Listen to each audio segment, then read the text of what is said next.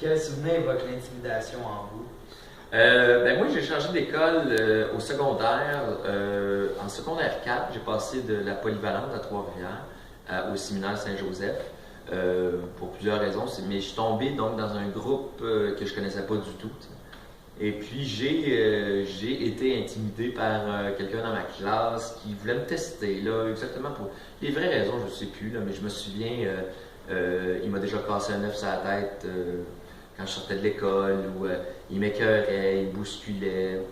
Je me souviens de ça, puis j'étais pas quelqu'un qui était habitué de ça parce que j'ai toujours réussi, mettons, avec mon humour, de me faire accepter. Mais là, j'étais dans un nouveau groupe, puis je savais vraiment pas comment gérer ça. Je me souviens que ça a pris du temps, puis c'était tough, là, pour être franc. Mais j'ai fini exactement. Je sais qu'à un moment donné, je l'ai confronté. On s'est pas battu, là, c'est pas ça, mais à un moment donné, je me suis comme défendu un petit peu plus agressivement. Et puis, il m'a laissé tranquille passer ça, mais je l'ai eu quand même.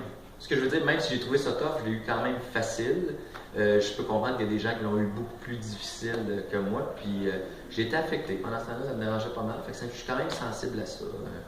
Je suis très, très, très heureux que de nos jours, on en parle beaucoup plus. Puis j'ai un petit gars de 5 mois, puis j'espère, en tout cas, j'espère qu'il ne subira pas de l'intimidation, puis surtout qu'il ne sera pas intimidateur, parce que ça va des deux côtés.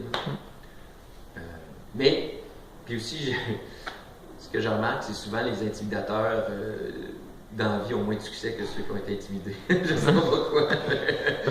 Ceux qui sont hot au secondaire, souvent, sont moins hot. Qu'est-ce que tu veux? Qu'est-ce que je te dis? Je ne sais pas pourquoi.